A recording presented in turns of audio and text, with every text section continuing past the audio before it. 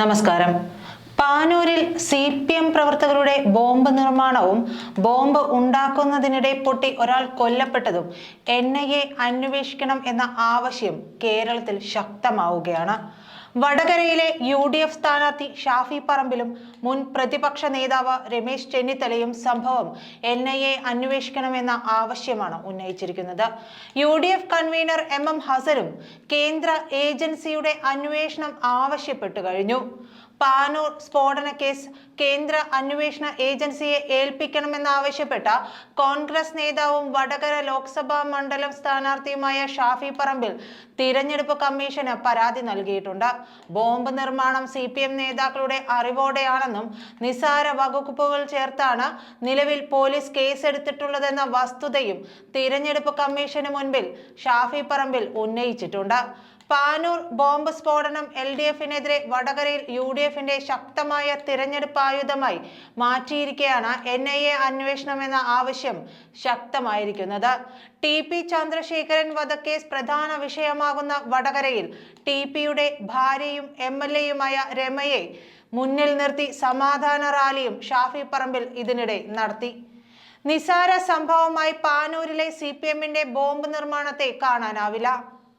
Police അന്വേഷണത്തിൽ കൂടുതൽ steel ബോംബുകൾ കണ്ടെടുത്തിയ സംഭവത്തിൽ ഭീകരതയുടെ മുഖമാണ് ബോംബ് സ്ഫോടനത്തിലൂടെ പാനൂരിൽ കേരളം കണ്ടിരിക്കുന്നത്.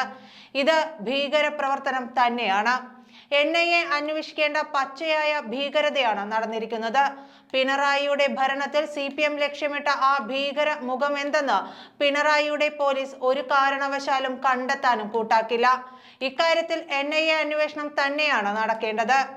NIA അന്വേഷണം UDF നേതാക്കൾ ആവശ്യപ്പെട്ട് തുടങ്ങിയതോടെ ഇത്ര ചെറിയ സംഭവത്തിന് എന്തിനാണ് NIA അന്വേഷണം എന്ന ചോദ്യവുമായി സാമൂഹ്യ മാധ്യമങ്ങളിൽ CPM സൈബർ പോരാളികൾ രംഗത്ത് വന്നുകൊണ്ടിരിക്കുന്നു.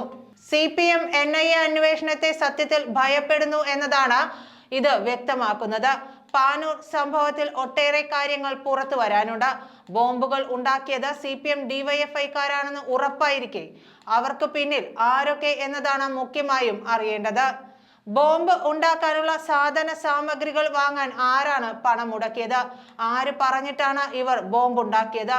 ഇവർക്ക് പിന്നിൽ പ്രവർത്തിച്ചവർ അറസ്റ്റ് ചെയ്യപ്പെട്ടാൽ മാത്രമേ എന്തിനു വേണ്ടിയായിരുന്നു ബോംബുകൾ എന്നതും ആരെയാണ് ബോംബുകൾ നിർമ്മിക്കാൻ ഏർപ്പാട് ചെയ്തവർ കൊല ചെയ്യാൻ ലക്ഷ്യം വെച്ചിരുന്നത് എന്ന കാര്യവും വ്യക്തമാവുകയുള്ളൂ. വ്യാവസായിക അടിസ്ഥാനത്തിലുള്ള ബോംബ് നിർമ്മാണമാണ് പാനൂരിൽ നടന്നിരിക്കുന്നത്. ഭീകര പ്രവർത്തനം തന്നെ. ഭീകരത അന്വേഷിക്കുന്ന ദേശീയ അന്വേഷണ ഏജൻസിയായ NIA അന്വേഷിക്കേണ്ട ഗുരുതര സംഭവമാണിത്.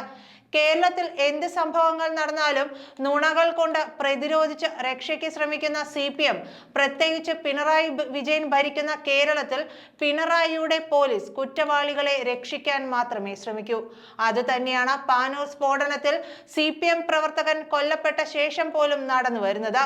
കേസുമായി ബന്ധപ്പെട്ട് പിടികൂടപ്പെട്ടവർ ഒന്നടങ്കം CPM പ്രവർത്തികളും അനുഭാവികളുമാണ്. CPM പ്രാദേശിക നേതാവിന്റെ മകനും ഇതിൽ പങ്കാളിയാണ്. എന്നിട്ടും CPMന് സംഭവത്തിൽ പങ്കില്ലെന്ന് ആണയിട്ട് കളവ് പറഞ്ഞുകൊണ്ടിരിക്കുകയാണ് CPM. പാർട്ടി സംസ്ഥാന സെക്രട്ടറി MV ഗോവിന്ദനും മുഖ്യമന്ത്രി പിണറായി വിജയനും KK ശൈലജയുമൊക്കെ ഇക്കാര്യത്തിൽ ജനത്തെ വിഡ്ഢികളാക്കാൻ ശ്രമിക്കുകയാണ്. സ്ഫോടനം നടന്ന സ്ഥലത്ത് ദിവസങ്ങളായി ബോംബ് നിർമ്മാണം നടന്നു വരികയായിരുന്നു എന്നാണ് പോലീസിന് ലഭിച്ചിരുന്ന വിവരം. തുരുമ്പിച്ച ആണി, കുപ്പിച്ചില്ല, മെറ്റൽ ചീളുകൾ എന്നിവ ഉപയോഗിച്ചായിരുന്നു ബോംബുകൾ നിർമ്മിച്ചിരുന്നത്. സമീപത്തെ മതിലിലും കുറ്റിക്കാട്ടിലും ഒളിപ്പിച്ച നിലയിലായിരുന്നു ബോംബുകൾ ഉണ്ടായിരുന്നത്. സംഭവത്തിൽ പ്രതികളെല്ലാം അറസ്റ്റിലായെന്ന് പറയുമ്പോൾ പ്രതികളെ ജാമ്യത്തിലെടുക്കാനുള്ള ശ്രമങ്ങളാണ് പാർട്ടിയുമായി ബന്ധപ്പെട്ട അഭിഭാഷകർ നടത്തി വരുന്നത്.